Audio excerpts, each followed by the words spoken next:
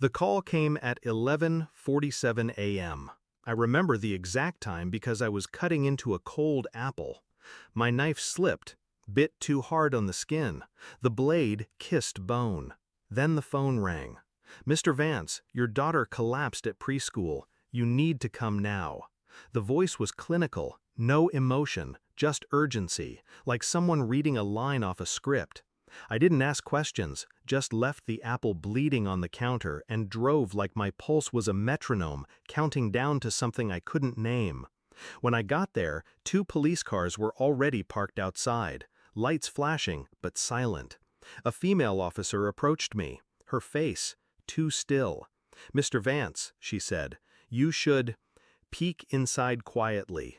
She didn't explain. She didn't need to. I walked to the glass door. My hand reached for the handle but stopped, just inches away. I looked inside, and I forgot how to breathe. She was alive, on the floor, surrounded by teachers and paramedics. Her small body still, but breathing. They said it was a seizure, unexplained. I watched, frozen, as they loaded her into the ambulance. I should have felt relief, grief, something. Instead, I looked at her teacher, Miss Dale. She avoided my eyes. And then I saw him. Standing behind her, hands clenched, pale. Nathan, my wife's friend from work. His presence wasn't an accident. He shouldn't have been there. I remember the way he touched her shoulder once, the way she laughed too loudly, how the laughter died the moment she saw me watching. I thought maybe I was imagining things, until now. Now he stood outside my daughter's preschool, pretending to be concerned, pretending to be family. And for the first time, I realized he wasn't pretending. I didn't say a word to Nathan that day, just followed the ambulance, sat beside my wife as she cried. She didn't ask how I knew to come. She didn't ask what I saw. I watched her, noticed how tightly she gripped her phone, how her screen lit up with his name when she wasn't looking. I took it while she slept in the hospital chair. I copied everything. Messages, photos, voicemails. I sent a strand of my daughter's hair to a private lab the next morning. "No, Mr. Vance," the technician said, "your name won't appear in any reports. We're discreet." Days passed. My daughter recovered.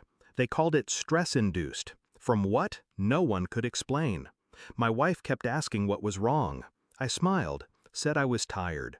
And every night, while she slept beside me, I read their messages. I listened to the lies, the soft moans, the "I love yous" that weren't mine to hear, and I waited. The envelope arrived 5 days later. No sender, just my name. Sharp letters, black ink. I opened it in my office. Inside, a single sheet of paper, DNA results. One column with my name, the other, hers, my daughter's. Probability of paternity, 0.00%. I didn't cry, didn't scream. I stared at the paper until the letters blurred, until I couldn't tell the difference between truth and betrayal. Then I folded it. Once, twice, tucked it into my jacket. That evening she came home late, said work was exhausting. I nodded, poured her a glass of wine, watched her drink it. Then I placed the folded paper on the table. She didn't touch it at first, just stared. Then unfolded it slowly. Her hand trembled, lips parted. She looked up, eyes wide. "I can explain," she whispered. I didn't answer. Silence did. I walked to the door, opened it. Nathan was standing outside, like I knew he would be. He froze when he saw me. "You should come in," I said. He stepped inside, eyes darting. She stood by the table, the paper still in her hand. "What's going on?" he asked. I handed him a second envelope, identical results. His name, 0.00%. She gasped. He turned pale. I stepped back, watched them unravel. "You both lied," I said. Calm, even, but not just to me. She dropped the paper. Nathan's voice cracked. "If she's not mine," I smiled.